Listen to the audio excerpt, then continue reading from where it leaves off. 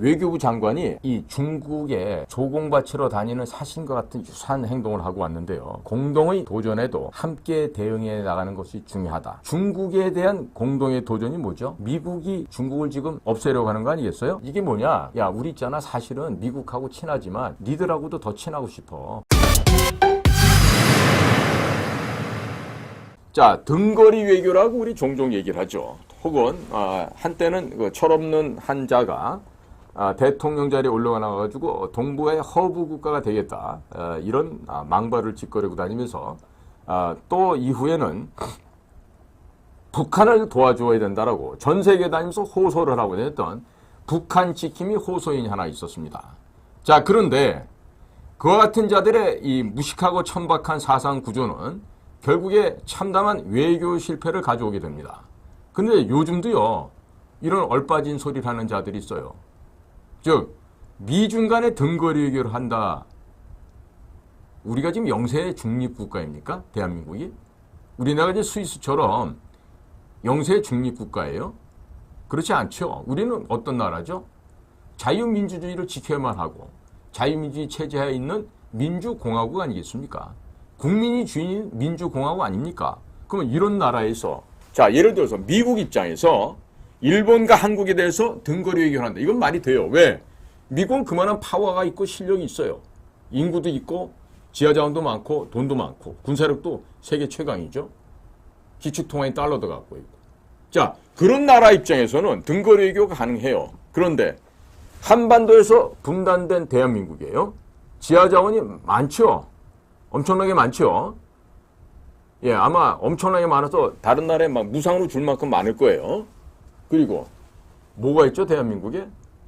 사람이라고 있는 것밖에 없는데 그나마 그 사람도 이제는 줄어들고 있습니다. 0.8명도 안 되죠, 이제? 출산하는 아이가요. 자, 이런 상황인데 지금 등거리 외교를 하듯이 이런 뻘짓을 하고 있어요.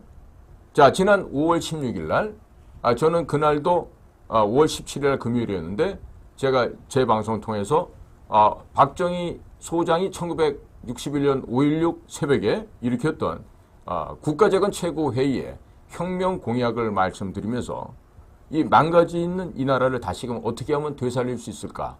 이 이야기를 드렸는데 기억들 아마 나실 겁니다. 자, 그런데 이렇게 지금 험준한 국제 정세 하에서 지금 철없는 유치원생도 아니고 유아원 아이들처럼 방긋방긋 웃어가면서 이 왜곡시켜가는 대한민국 외교 정책. 마치 몇 년 전 박근혜 대통령 시절에 그 윤시성을 가진 그 멍청한 외교부 장관이 그 대중 외교 방향을 잘못 잡고 또 당시 국가안보실에 있었던 그 훗날 최근까지 국가정보원장 했던 그런 그 김치성을 가진 이런 아저씨들이 박근혜 대통령에게 올바른 해외 국제 정세를 안내를 못함으로 인해갖고 박근혜 대통령이 전승 70주년 기념 행사장에 천안문 막내에 오르는 이런 창극이 벌어져요. 그러고 나서 보기 좋게 탄핵을 당하게 되죠. 자, 그게 바로 박 대통령의 천안문 막루 등극한 거는요. 그게 바로 용의 영린을 건드린 그런 행위였어요. 그러니까 그것을 모르는 이 무식한 놈들이 외교부에 앉고 국가정보원에 있고 또 국가안보실에 앉아갖고 대통령 보좌를 못하는 거죠. 그런데 지금 그와 같은 유사한 일들이 지금 현재 이 나라에서 현재 이 시간에 지금 진행되고 있어요. 자, 그러면서 지금 북조선에서요. 1982년에 발행한 책이 하나 있어요. 주체의 기치 따라 나아가는 남조선 인민들의 투쟁. 다시 한번 있습니다. 주체의 기치 따라 나아가는 남조선 인민들의 투쟁. 이 책자에서 이 김일성이가 뭐라고 떠들고 있냐면 광주 5.18은 김일성 교시와 주체의 기치를 따른 가장 성공한 인민혁명 사건이다. 이렇게 규정을 합니다. 그런데 이런 5.18을 헌법 전문에 넣겠다는 사람이 지금 대통령이야 다 깔려 있어요. 김일성 교실을 따르겠다는 얘기입니까? 도대체 뭡니까?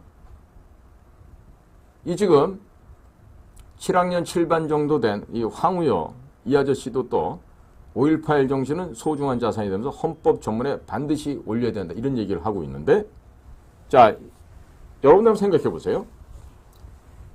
오래간만에 방중한 사람이 하나 있었어요. 지난주에. 누구냐면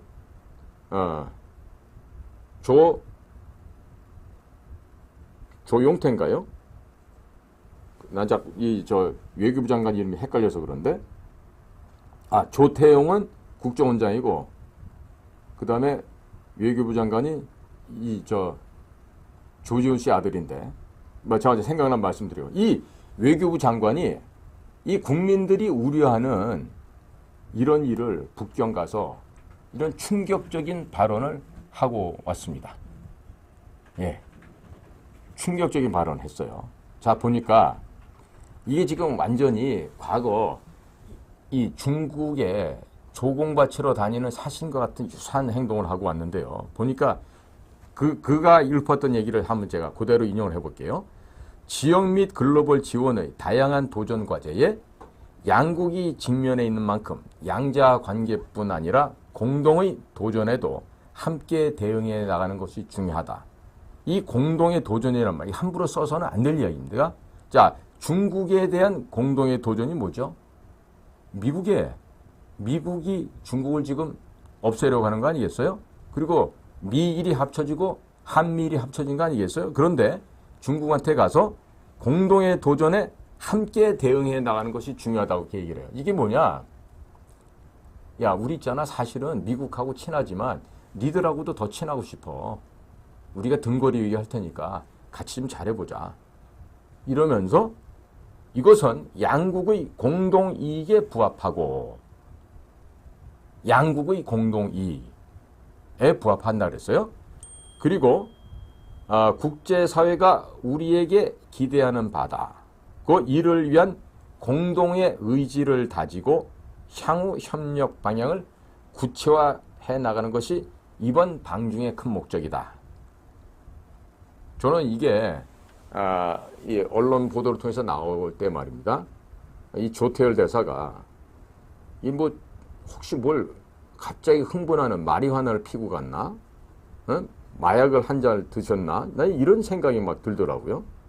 어떻게 한 국가의 외교수장이라는 외교부 장관이 이 중국에 가서 이 딸랑거리는다니 도대체 뭐 하자는 의도예요, 이게? 그러면서 이런 얘기를 또 해요. 지난 몇 년간 약화된 양국민의 상호 인식을 개선하기 위해서는 역지사지의 자세로 서로 다름을 인정하는 가운데 서로를 이해하고 배려하며 공감대를 확대하는 노력이 필요하다. 화이부동이라는 얘기죠. 다르지만 조화를 이루자는 화이부동이라는 그 이야기를 이렇게 어렵게 얘기를 하고 있는데, 그러면서 지정학적 환경 변화에 따른 양국 관계 제약 요인을 최소화하고 갈등보다는 협력에 초점을 맞춰 작은 일부터 하나씩 착실하게 성과를 쌓아나가는 것이 중요하다. 자, 지금 이게 현장에서 일을 안 해보고 이게 책상머리에서만 배운 이 외교관들의 전형적인 이 패습이 적나라하게 드러난 표현이다. 저는 이렇게 생각합니다. 이 조태열 이 외교부 장관이 서울대학을 나오고 외무고시를 붙었다 하더라도 현재 진행되고 있는 국제정세를 이 정도 수준에서 파악을 하고 있다라면은 이건 큰일 날 소리예요. 즉 말씀드린 것처럼 가진 자, 국가의 파워가 있는 국가가 조그마한 국가, 핀급도 안 되는 애들 상대로 똑같이 등거리 외교 대우를 할 수는 있어요. 그런데 없는 자가, 그것도 분단된 이 한반도에 쪼개져 있는 이 나라에 살고 있는 우리가 이런 식의 양다리 작전을 치잖아요. 그러면 죽습니다. 죽음밖에 없어요. 지금 최근 들어서 미국에서 지금 아주 이상한 동향이 지금 많이들 오고 있죠. 다른 게 아니라 11월 5일에 있을 미국의 대통령 선거를 앞두고 지금 점점 한반도와 관련돼서 변화되고 있는 동향들이 지금 속속들이 들어오고 있습니다. 속속들이 들어오고 있어요. 그중 가운데 하나가 대한민국이 중국과 가까워지면서 공동 이익이니 공동 관심사니 하는 것에 대해서 벌써 미국의 소리 VOA 방송에서는 그래 우리 잘 지켜보고 있을게. 아주 평범하고 담담하게 표현을 하고 있습니다만은요. 이미 CIA나 다른 주요 공작기관, 첩보기관 이런 데서는 이미 발동이 걸렸다고 봅니다. 야, 니네들 지금 뭐 하자는 거야?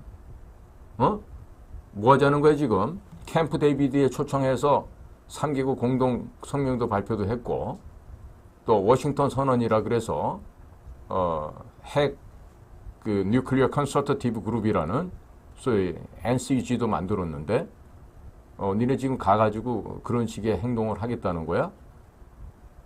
보겠다는 거죠. 그런데 자, 우리가 이렇게 중국몽을 꾸고 있는 사이에 지금 태평양 상에서는요, 아주 희한한 일들이 벌어지고 있습니다. 자, 지난 4월 10일 날 대한민국은 총선을 통해서 우리는 좌경화된 국가다. 국민들의 의식이 미국이나 자유우방보다는 우리는 중국이 더 좋다.